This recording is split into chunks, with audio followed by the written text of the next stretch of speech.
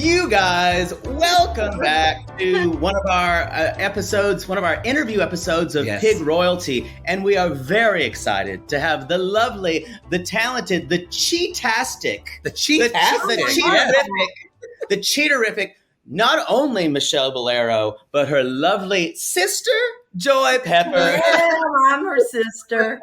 Michelle, and as we could, the pig mother, Joy Pepper. Michelle Balero and Joy Pepper. You guys, this is so exciting. Y'all, if you could see her, if you're not on the video, they are on a background of cheetah because of course they are. They look gorgeous. They both have like the perfect blush. They did their makeup today. We're looking like we've been in prison for a week. Yeah, We do our makeup every day.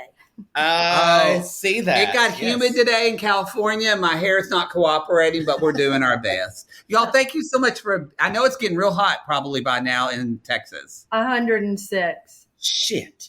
Woo! Yeah. I am not missing that.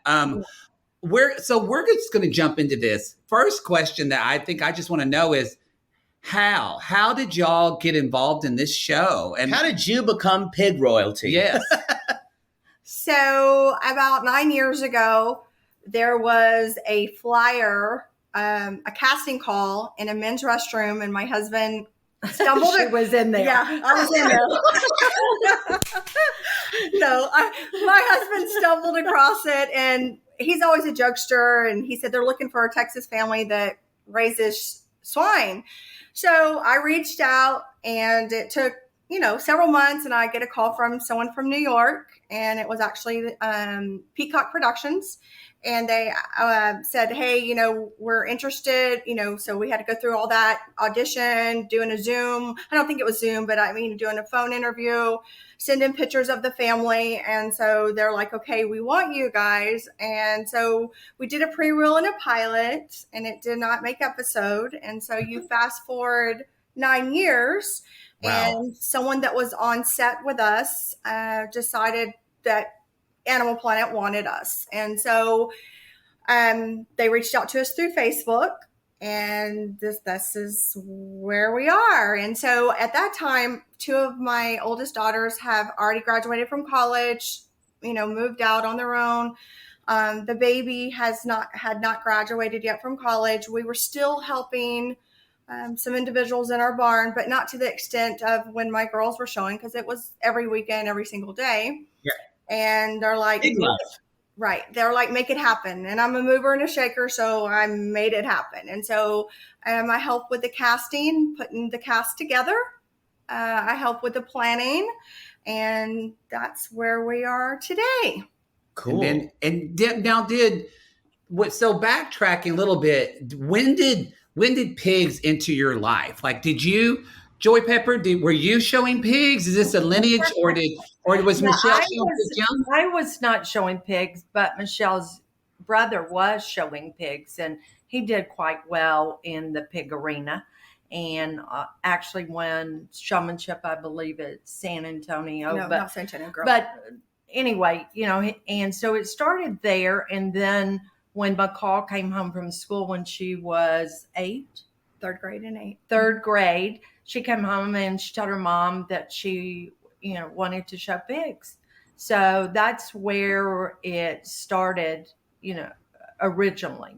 It originally started from there. So McCall started, and then the other girls said, well, we're going to do this too. Right. Well, we just we realized the foundation that 4-H and FFA gives these children, and life lessons that they will use the rest of their life.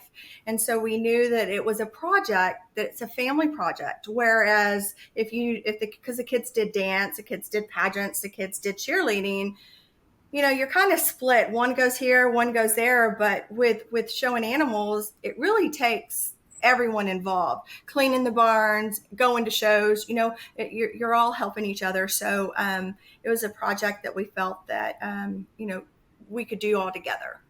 And you kind of combined those. Go ahead. I was very much involved with the support aspect at that time. Well, I don't even think now I've cleaned a barn. I'm not cleaning that. I know. I was like, Miss I'm too Joy old. getting into the barn is you can tell. No, I'll walk them, and as long as that's all I have to do, I'm not gonna mess with their anal glands or anything like that. You don't clean up their. You don't No. clean the pee sack or the No. pee pockets. The pee pocket. No, No, She won't drain that. no, she won't drain the pee pocket. No. no. And is that where because it is interesting. I mean, I knew the girls did pageants because my cousins did pageants. Like I just knew.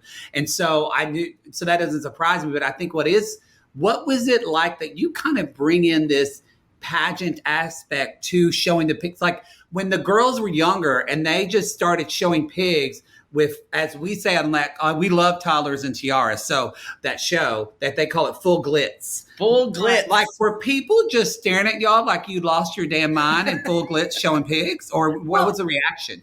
Well, of course, it was age appropriate. So when they were old enough to wear makeup, then, which was like 6th grade, I mean, we gradually, groomed them to where they were full makeup by the time they hit high school. But they always knew that, I was very big on, their clothes being wrinkled. All their clothes were ironed. I didn't let them wear T-shirts. They had to have a bow in their hair. I mean, I had a lady that made bows, so everything matched. And so, I mean, it was gradual. They always were called the bling girls because they always had something on bling. I mean, their rhinestone belts, their jeans, or even their hair bow and their earrings. And so I just, and you don't have to shop at Nordstrom's to dress like that. You can go to Ross, you can go to Marshall's. I mean, it's just all about your presentation. And so, Totally.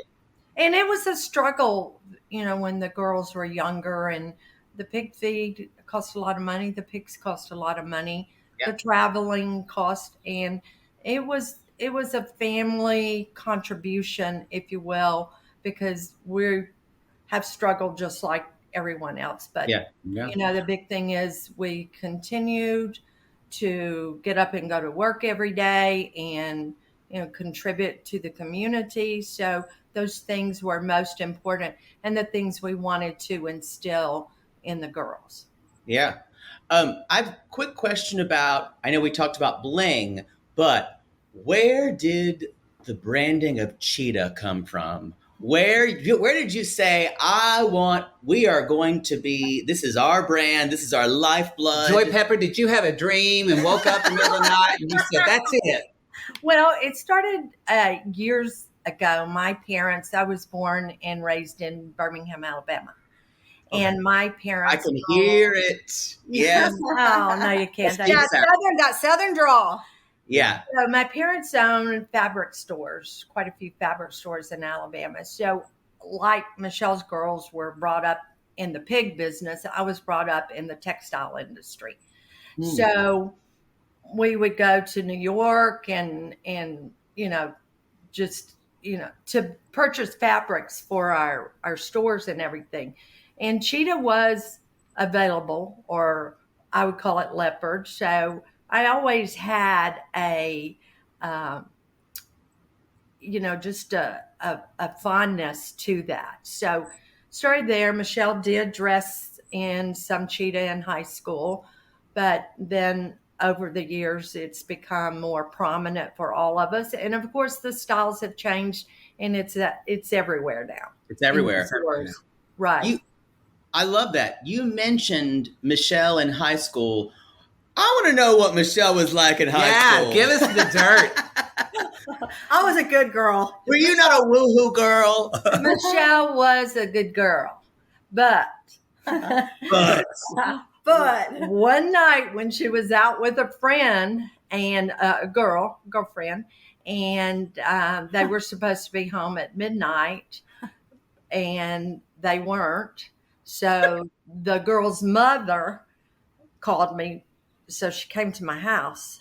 And so when Michelle and her friend, won't mention any names, walked through the door, we both slapped them, as they came in the door, because it was disrespectful that we had worried and they weren't home on time. So that's probably the extent of it. I mean, she did her normal high school jobs. With her first job, I believe, was at Burger King. Flipping burgers. So And then she went on to, she and I owned a resume business And staffing service. and staffing company. And then we sold that. And then I had a convertible. I was the only one in high school. It was a red LeBaron. Oh, of course. Oh, I love it. She thought she was hot cheetah shit. Hot cheetah. So, but Michelle, like, has Michelle as a kid, like, I think Michelle, I honestly, I relate to it as a kid. I know Jake does too. Like, we always felt like we were too big for our small town sometimes. We just wanted to live life big. Yeah. Michelle, were you always that way? No, not really. I don't think so. I mean, she had goals, and our family is very entrepreneurial, driven.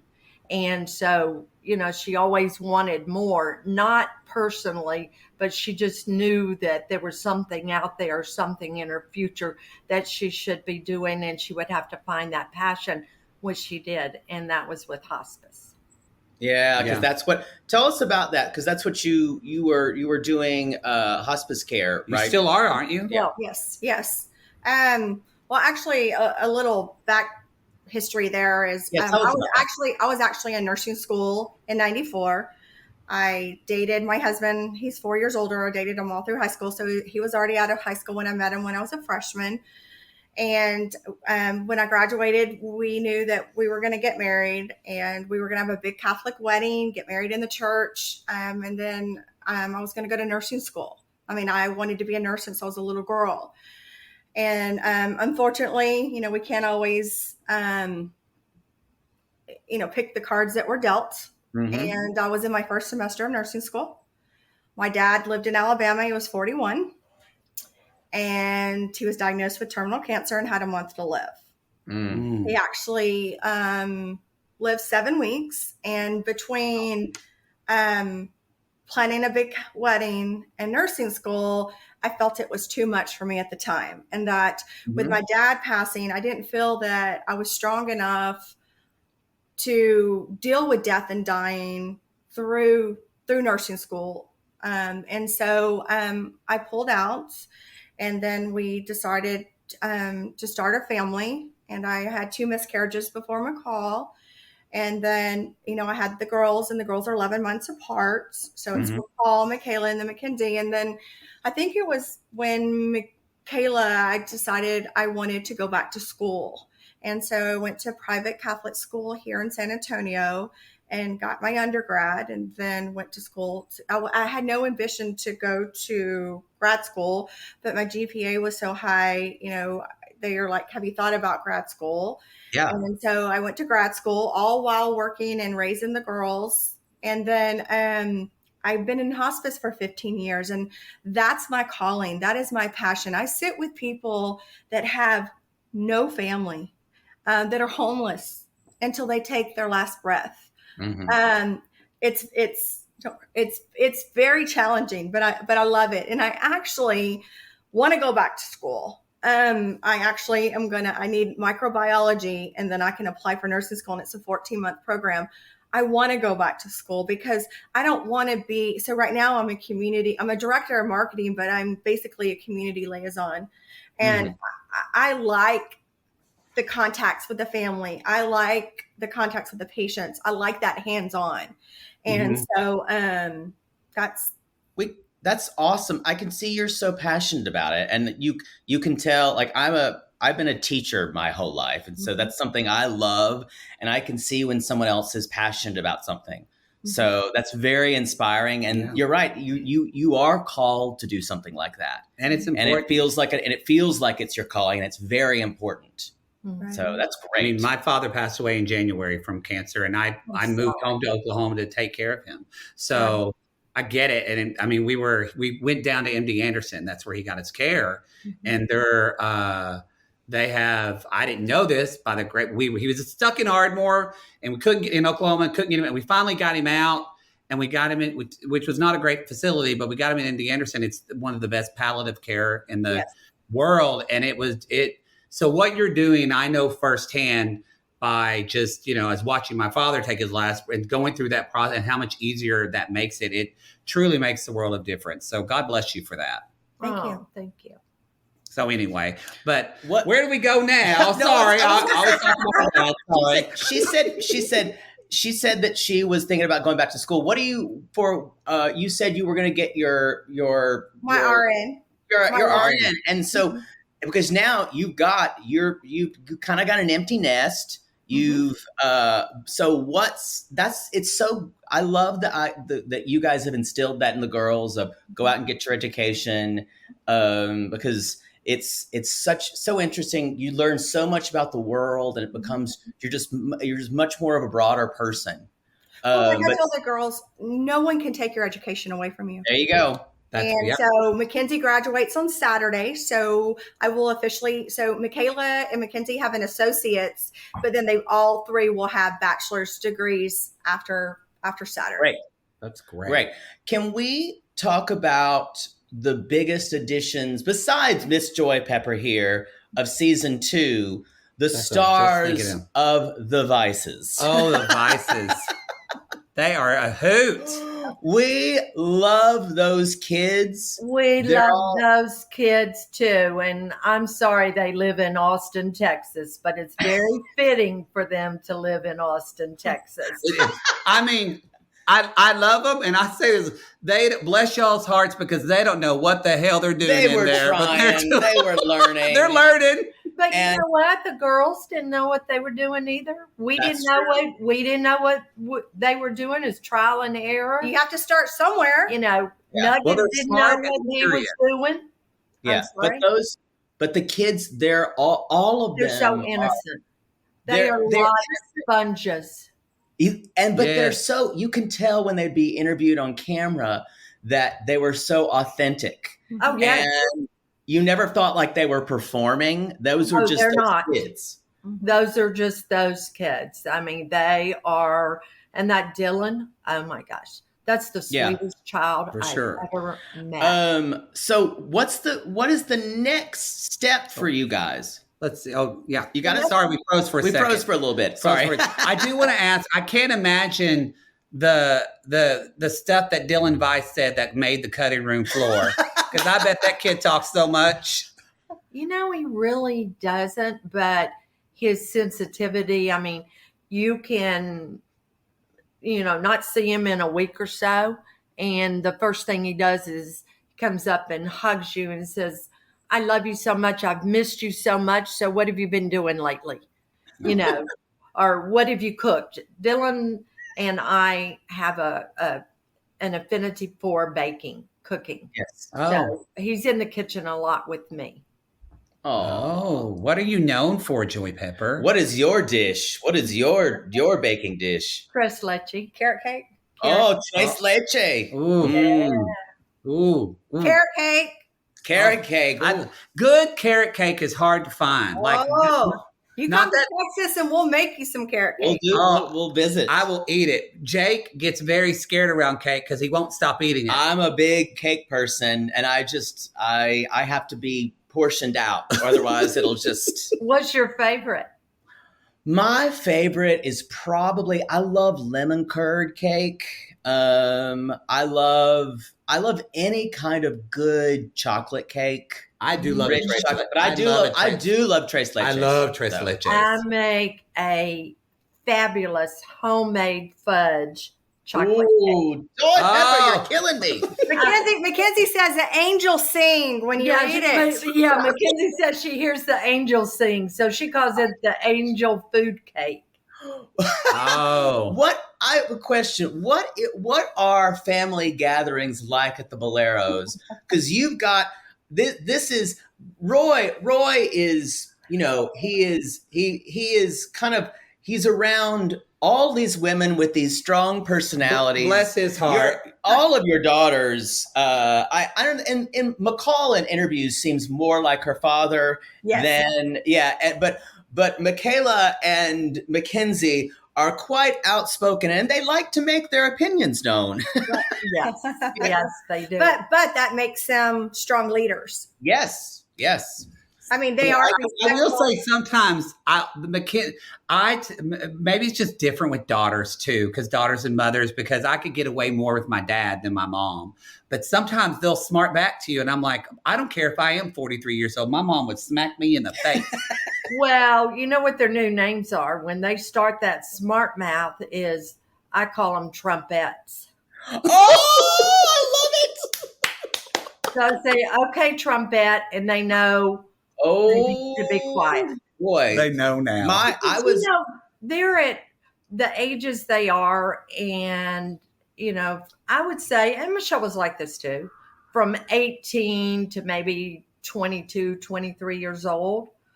They think they're smarter than their parents, smarter than their grandparents. They think we're dinosaurs, and they know everything. I think once they have children, then that tone kind of changes. You realize you're not as smart as you think you are. It's all over. I was pretty insufferable at that age. Oh, I started at like 11. I was awful from like 11 till now with my parents. You're still a bitch who says something. I know. You are. I am. No, we don't put up with their disrespect. They have boundaries, and if they do say something we feel like is disrespectful, we just say, "Okay, trumpet."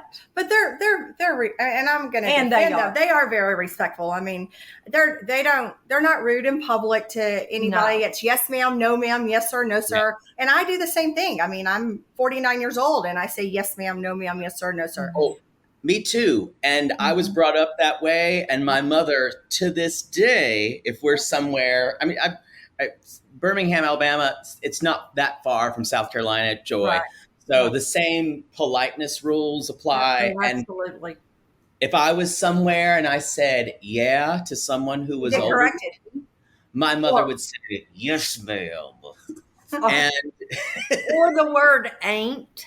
Oh, my God. Yeah, we never could say that. Yeah, my mother got on me if we imitated our friends, because we would have friends who talked a certain way, and my mother says, my children will not talk like your friends. That's what my mother would say. We don't talk like your cousins in Sulphur. Yeah. Because there's a town in Oklahoma called Sulphur that smells like sulfur, and that's I still can't believe there's a town that smells like sulfur. It stinks, Joy Pepper. And I had a cousin who came to my granny's funeral, just a bolo tie, no shirt. So I'm from it. Okay. Shorts and boots. Exactly. Now, okay, so we got to ask, like, there was a lot of drama this season on season 2 of Pig Royalty. Mm-hmm. And I feel like obviously stuff does make the cutting room floor. Like and I think, this isn't your first interview about the show, is it? It's not, right? No.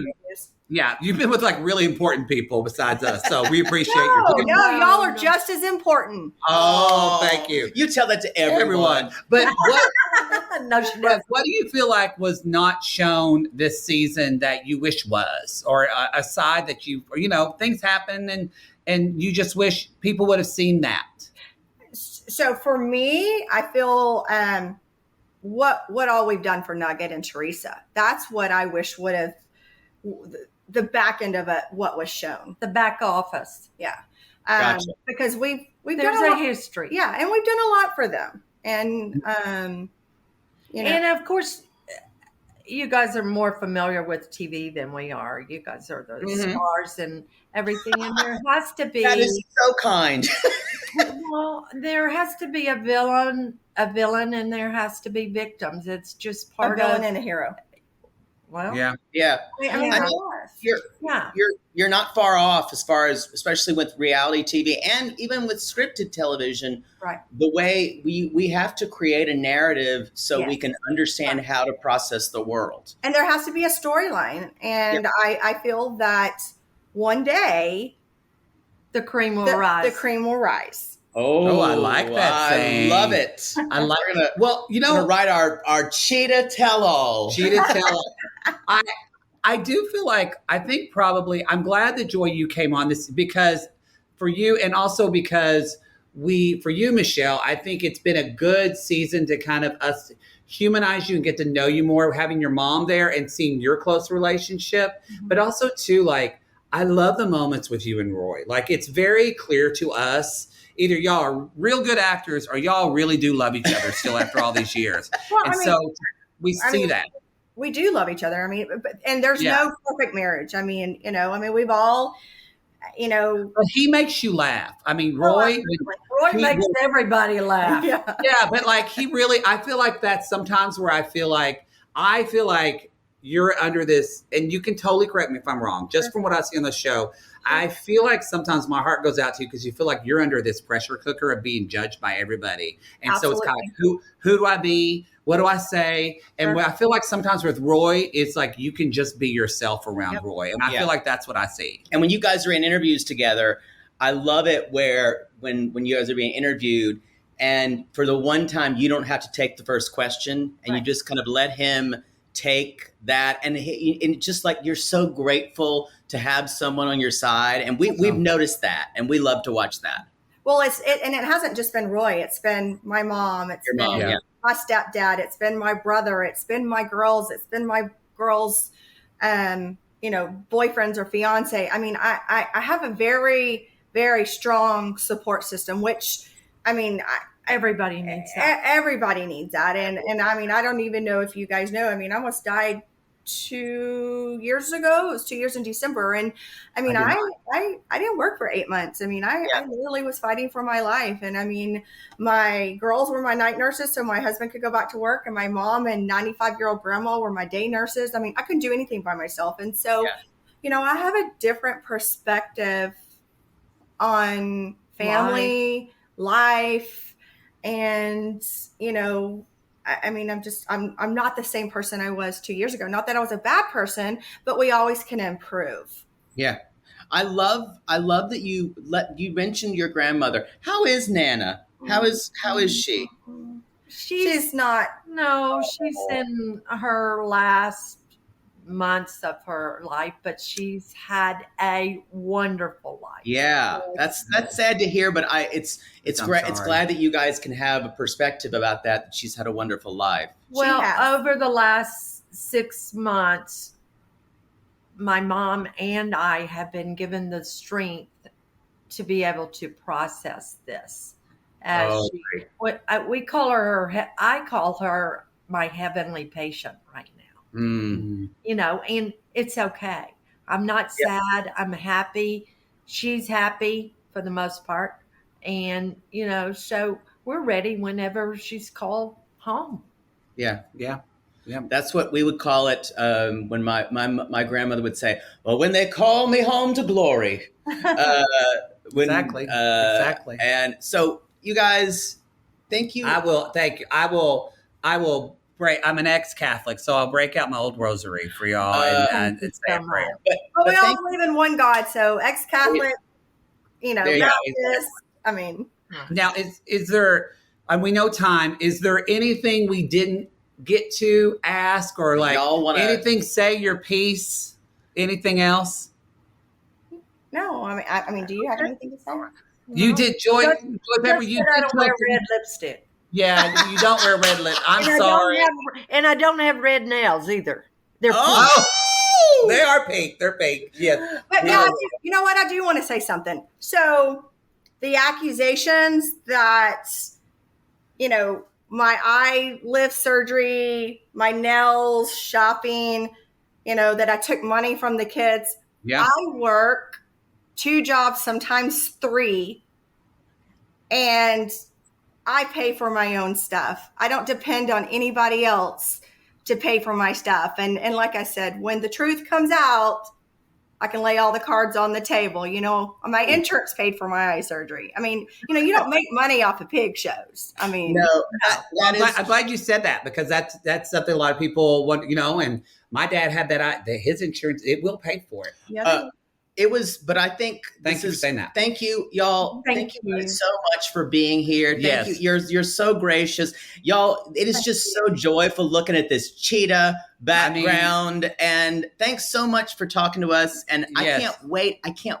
If hopefully there'll be a season 3. If there's not a season 3, because Michelle, I need to know what's in that next. I need to know what. Fingers crossed. I need to know what's in that text. You teased us. I'm like, to be continued for on season 3. I'll tell you right now, you both are stars. You are. We can't wait to watch you. We can tell we love to watch you, just your relationship. And thank you so much for talking to you. Yo, Michelle Balero and Joy Pepper from Pig Royalty. This has been great. Thank you so much, you guys. Thank you so much for having us. Bye.